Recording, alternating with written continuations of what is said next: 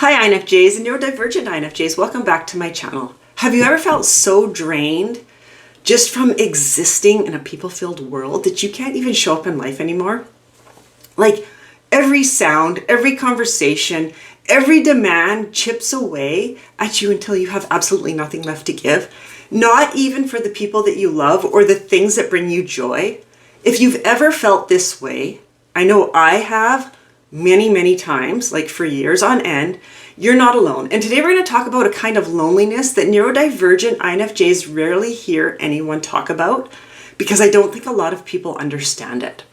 We all know that INFJs crave deep connection, meaningful conversations, authentic friendships. That's been said over and over, right? But what happens when you're lonely, not because you don't have people around you, but because your nervous system is so overloaded, you literally can't handle more connections. The energy is not there for you to just reach out and connect with all the people that are right there in front of you. That's the kind of loneliness I want to talk about today, the kind that comes from sensory burnout, retreating again and again just to survive. And when you just desperately want to be out there living life like everybody else. So if you're new to my channel, welcome. My name's Trina. I'm an INFJ and I'm also autistic. I help INFJs and neurodivergent INFJs remember who they were before the world told them who they weren't. I do this through coaching classes and community. We unlearn the noise and come back home to our soul. So welcome to my channel. I'm glad you found it. I hope you find it helpful. If you're returning, welcome back. I'm so grateful for my viewers. You guys are amazing. If you haven't yet, I invite you to like this video and subscribe to my channel. Your support helps me come back and do these videos for you. Alrighty, let's get into this. For years, especially working a 9-to-5 job, this was my reality, this exhaustion. The constant sensory input, ringing telephones, people coming and going, chattering in the hallways, questions flying at me nonstop. By the end of the day, I was completely done. My body felt tense, my fuse was short. I hated how annoyed I was at people. Just people being around me. But I couldn't stop it. I would pray for an apocalypse just so that I was the last one left on earth just because I needed the break. And then when weekends would come, instead of looking forward to seeing people, my stomach would knot up. I'd think about going out, being social, doing things with my son, but anxiety would hit so hard, I would dread every single outing. That anxiety, it hit so hard, it would just make me freeze. The thought of being around more people felt completely unbearable, even though I was lonely. So I would go home and work every day with zero energy left to give, not to friends, not to myself, not even for passions that are supposed to bring me joy and purpose, right? There's a piece of advice floating around out there, and I think it's great advice for an INFJ. Sorry, I have allergies going on, so my ear keeps echoing, and it's kind of driving me nuts, but that's okay. We'll deal with it. So many INFJs are searching for purpose, right? Like, what is my purpose? And so many of us are stuck in jobs that don't bring us purpose. We're not going to find our purpose there. We're just there doing a job because we need the money. And a piece of advice is, you know what, go to your job that's serving the purpose of your cost of living, whatever. After the job, go and find something that you like to do, that brings you joy, that brings you passion. That's how you're going to find your purpose. Well, when you're this exhausted, you have nothing left. So after work, there is nothing left for me to go and find my purpose. I had no energy left. I was just mentally done.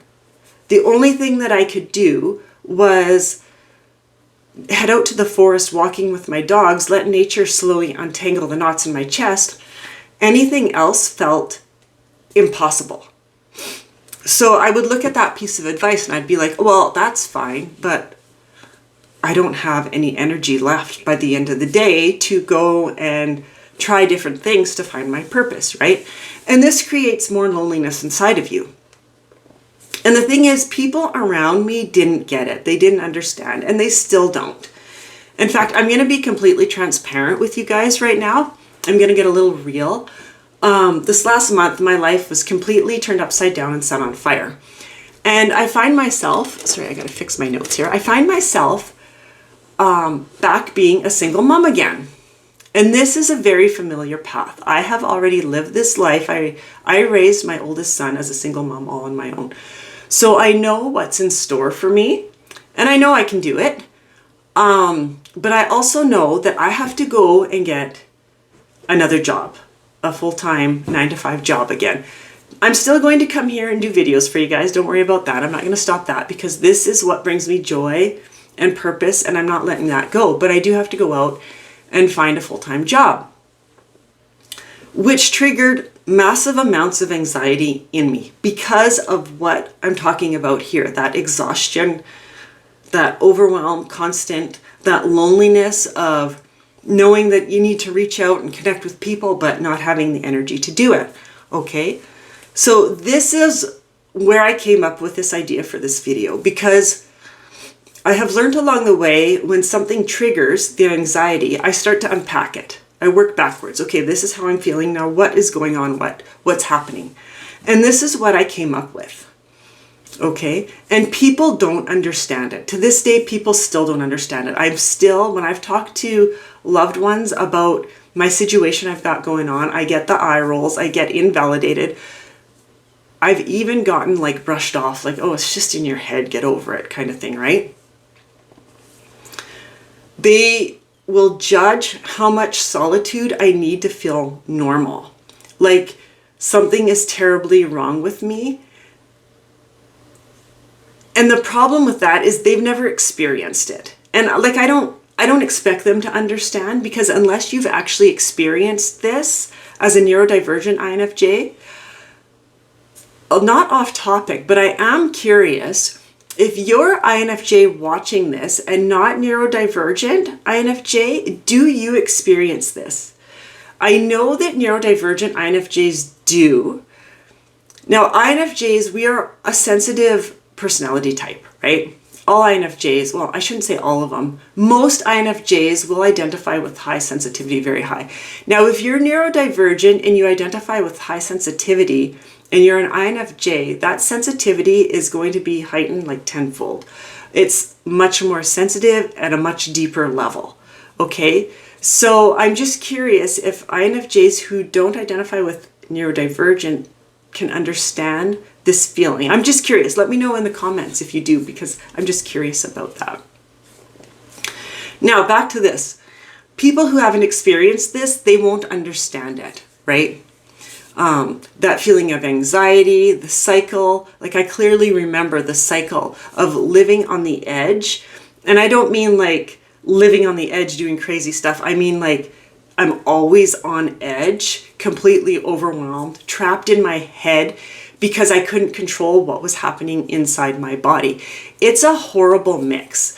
You're exhausted from peopling, but lonely because you crave connection.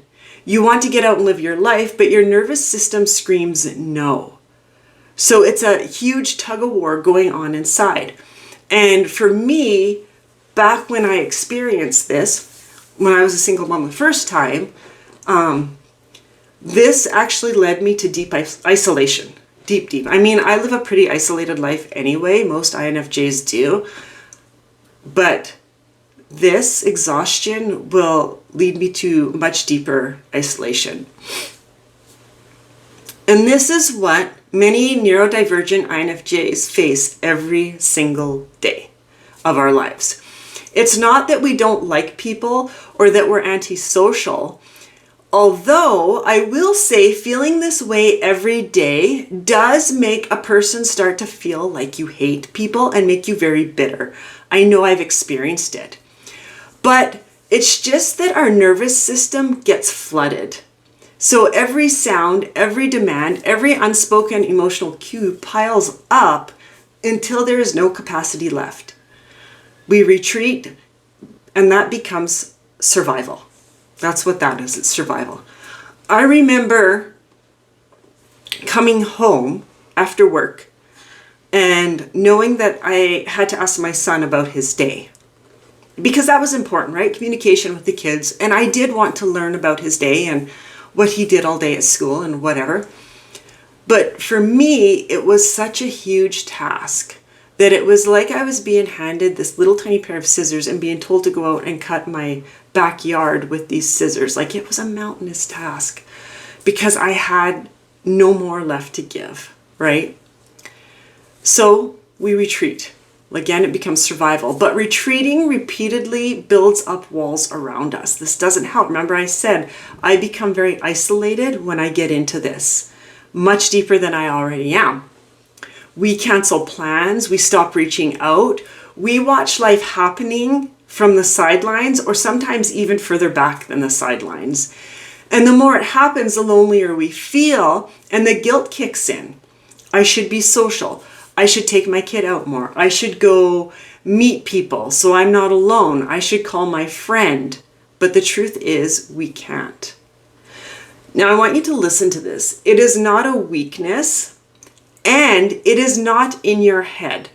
I have been invalidated so many times because of this from people who just don't get it because they've never experienced it, that I believe that I was making it up, that it's all in my head. But there is actually something going on. It's a dysregulated, overloaded nervous system screaming for relief. That is a real thing. There are many sources out on the internet. If you just type in dysregulated nervous system, it is a real thing, and there are things that you can do for it. Until we start understanding this and understanding that dysregulated nervous system and how we're feeling and what's going on inside of our body is out of our control. What is in our control is tending to it to get it back regulated again. Okay? So how our body reacts to it, we can't control that. That's just how our body is reacting.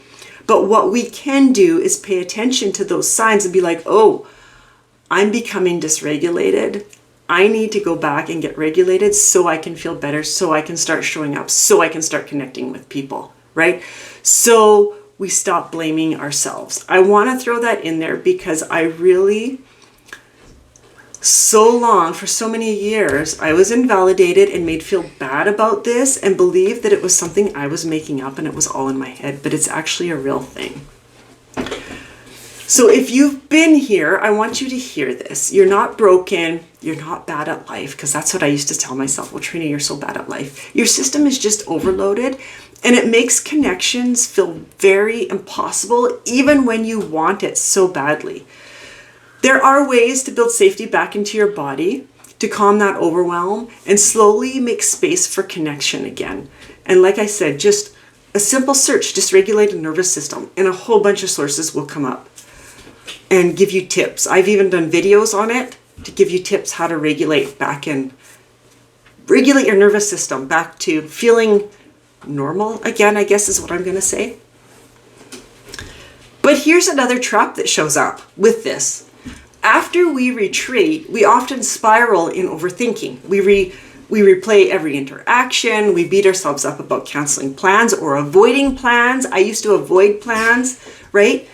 In the office or around friends, like, we pick up on everything. We know what's going on. So before we're even invited, we know they're making plans. And I would know that, so I would start avoiding that person. I'm like, no, I don't want to get invited. I don't want to have to say no. So I would just avoid that person. You're going to hear squeaks. My son is in here on the chair spinning around. So my apologies if you hear a squeaky chair squeaking. We will worry about what other people think and replay all those, you should be doing this, you should be doing that, you shouldn't be feeling this way. If you did this, if you did that, you would feel better, right? It's all those things that people so often freely share with us. And that mental loop builds another wall between us and the connection that we're craving. That's why I'm running my new up-and-coming workshop, Breaking the Overthinking Loop, how to find calm when your INFJ brain just won't shut off, where we're going to dig into why our brain does this and how to interrupt it so we can stop living stuck between burnout and overthinking and start finding calm, confidence, and connection again.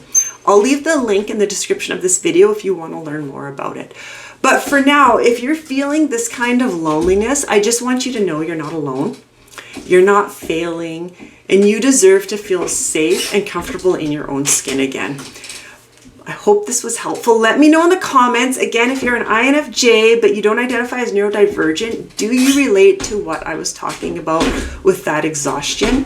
Let me know in the comments. Tiver, you're gonna knock my camera over. My apologies. Before you click away, I've got a question for you. How many times have you replayed that same hurt in your head over and over, thinking it's going to help you heal? Many times. I've done this so many times and it never does. It's never going to help us heal. My next video is going to rip the lid off why overthinking is actually blocking healing, keeping us stuck in the hurt and reliving it over and over again. And we're going to talk about what to do about this, so you don't want to miss this one. Thanks for joining me. Again, if you haven't, I invite you to like this video. Feel free to share it. The more times it's shared, the more INFJs we get to help. And that's what it's all about. And please subscribe to my channel. I would really appreciate the support. Thanks for joining, and I'll see you again soon. Bye for now.